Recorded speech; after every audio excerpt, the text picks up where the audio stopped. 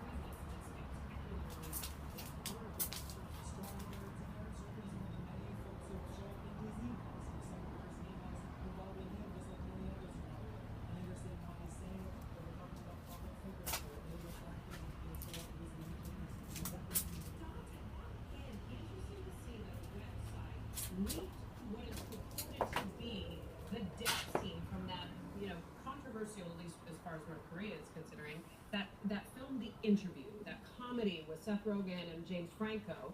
Along with that was leaked an email from actor Seth Rogen discussing the changes that were made to tone it down. Talk about that a little bit, and if this is the scene that is particularly controversial to whoever's upset about this, why put it on the internet? Why leak it? That was an interesting throwdown, I believe, by the publication. I believe it's Gawker, no? Correct me if I'm wrong, Michaela. What's interesting here is that Gawker posted an edited, although I believe 2-minute long clip of the pivotal scene in the movie The Interview, and the one that the hackers have objected to. And presumably it has had an internal discussion in the newsroom about how such use might be protected under copyright concepts as a fair use. It's something that is the subject of the story, which goes on to talk about the debate between Sony executives and the filmmakers over what was appropriate to air, and the sort of sensitivities around how to capture in a comic way the assassination of North Korea's leader. Well, we understand that the hackers have also come out and said that there will be more leaks because essentially Sony hasn't met their demands, which was including to not release The Interview. That essentially points right to North Korea, does it not? Or at least some sort of involvement from that country. It's hard. I mean, we will find out. We definitely have there's definitely one possibility.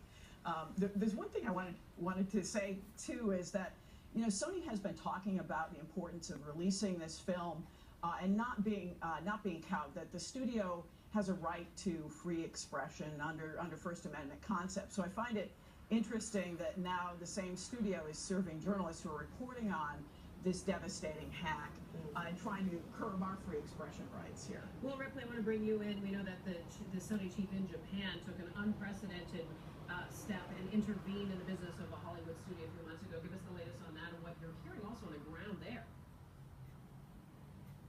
Yeah, the CEO of Holy Qur'an, he hadn't done that. It hadn't been done in Sony in the 25-year history of Sony Pictures Entertainment, which of course is the American subsidiary. It's really Sony here in Tokyo. But the reason why he stepped in, they were upfront. You have to keep in mind the context here. Japan and North Korea are close neighbors. North Korea still influences through back channels some businesses and some lawmakers here in Japan. So there's certainly that pressure that he was facing. And when you're talking about a movie that characterizes the assassination of a sitting leader, something that big budget pictures hadn't done before, all of a sudden he started to think about the sensitivity of the political situation. North Korea is a country that fires ballistic missiles projectiles regularly into the Sea of Japan.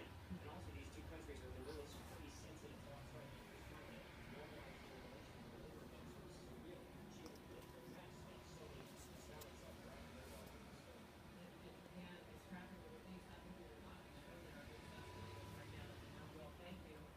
I'm curious what you're hearing from your reliable sources, Brian, about what's going on internally right now at Sony. Or you get the sense that things have gone from bad to worse. What are the conversations you're hearing There's about? a lot of upset employees because it's a lot of regular employees, not the million-dollar executives. 9 to who've 5 also been guys, affected yeah, sure. with their social security numbers online now. They're worried about identity theft. But there was a town hall at Sony yesterday, and the message from the bosses was, we will get through this. This will not take us down as a company. The fact that they even have to reassure people about that shows just how bad this has been. Don, I'm curious, there's been this rumor of some sort of Christmas Day surprise. You hearing anything from your people over there at Recode? Well, this is the hackers are promising to deliver perhaps an unwanted Christmas present of more files. It's hard to imagine how this group could exceed the $16,000.